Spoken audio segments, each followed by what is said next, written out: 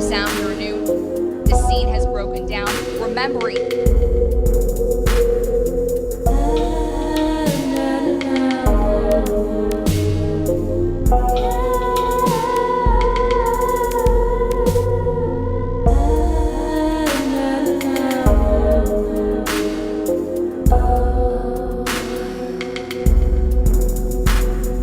Once upon a midnight dreary, while I pondered, weak and weary, over many a quaint and curious volume of forgotten lore, while I nodded, nearly napping, suddenly there came a tapping, as of someone gently rapping at my chamber door.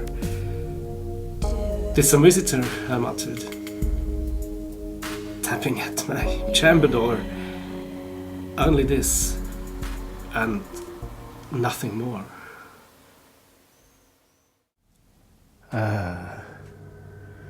Distinctly I remember.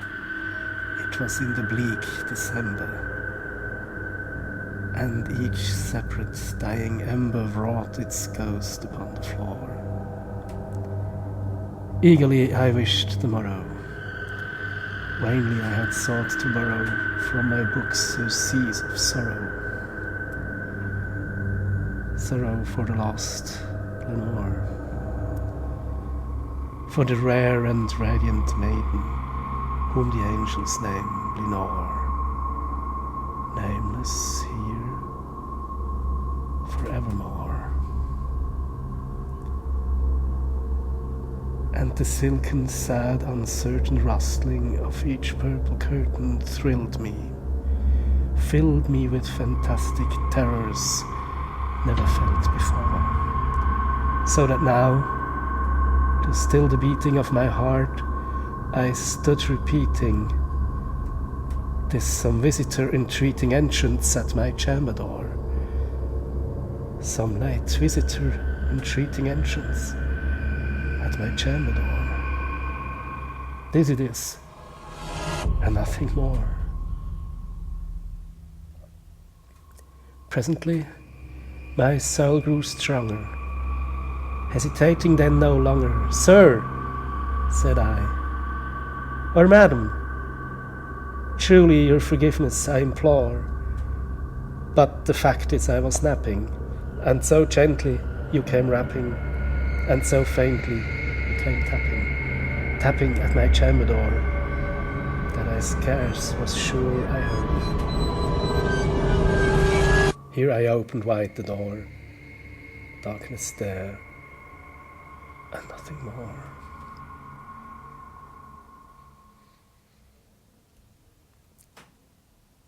Deep into that darkness peering, long I stood there, wondering, fearing, doubting, dreaming dreams no mortal ever dared to dream before. But the silence was unbroken, and the darkness gave no token, and the only word there spoken was the whispered word, "Lenore." This I whispered, and an echo murmured back the word, "Lenore." Merely this, and nothing more.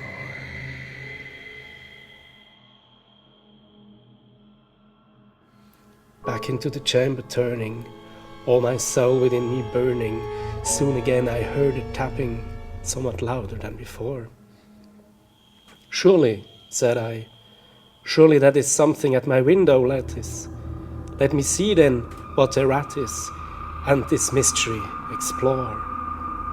Let my heart be still a moment, and this mystery explore. 'Tis the wind, and nothing more." Open here I flung the shutter, when, with many a flirt and flutter, in there stepped the stately raven of the saintly days of yore. Not the least obeisance made he, that the minute stopped or stayed he, but with mien of lord or lady, perched above my chamber door, perched upon a bust of Pallas just above my chamber door, perched and sat, and nothing more.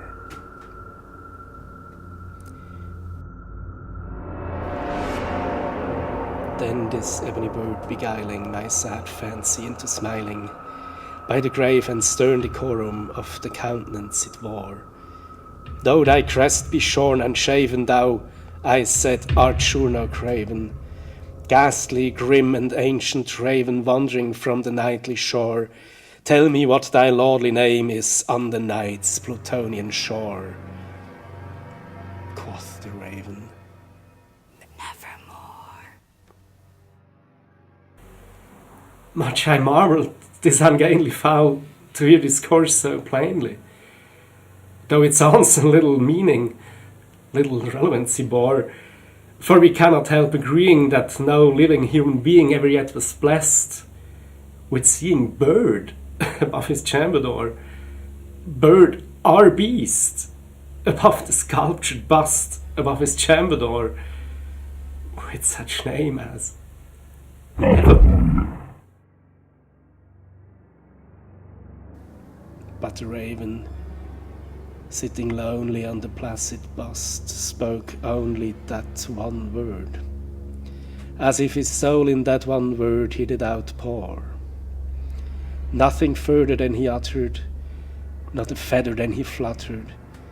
Still I scarcely more than muttered, other friends have flown before.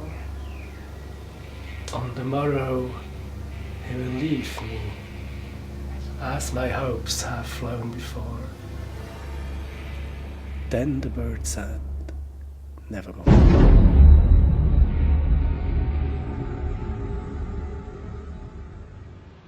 But the raven still beguiling all my sad soul into smiling, straight I wheeled the cushioned seat in front of bird and bust and door. Then, upon the velvet sinking, I betook myself to linking fancy unto fancy, thinking what this ominous bird of yore, what this grim, ungainly, ghastly, gaunt, and ominous bird of yore meant in croaking, Nevermore.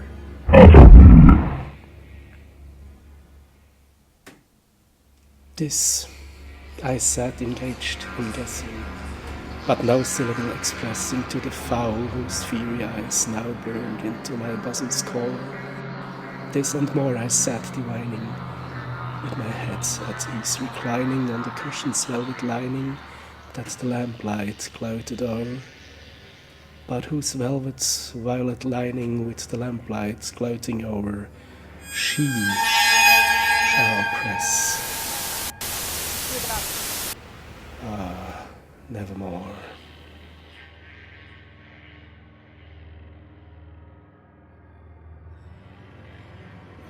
Then methought the air grew denser, perfumed from an unseen censer swung by seraphim, whose footfalls tinkled on the tufted floor. Wretch! Thy God hath lent thee, by these angels he has sent thee respite and nepenthe from thy memories of Lenore. Quaff, oh quaff this kind nepenthe, and forget this lost Lenore. Quoth the raven, Nevermore. Prophet, thing of evil, prophet still, if bird or devil, by that heaven that bends above us, by that God who we both adore, tell this soul with sorrow laden, if, within the distant Aidenn, it shall clasp a sainted maiden whom the angels name Lenore. Clasp a rare and radiant maiden whom the angels name Lenore. Quoth the raven, Nevermore. Be that our word or sign of parting, bird or fiend. Get thee back into the tempest and the night's Plutonian shore.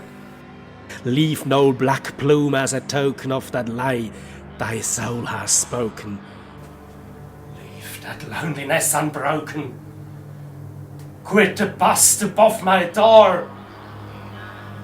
Take thy beak out of my heart, and take thy form from off my door.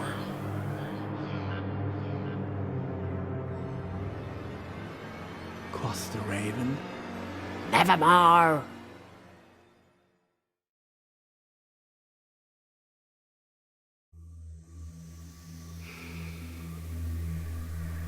And the raven,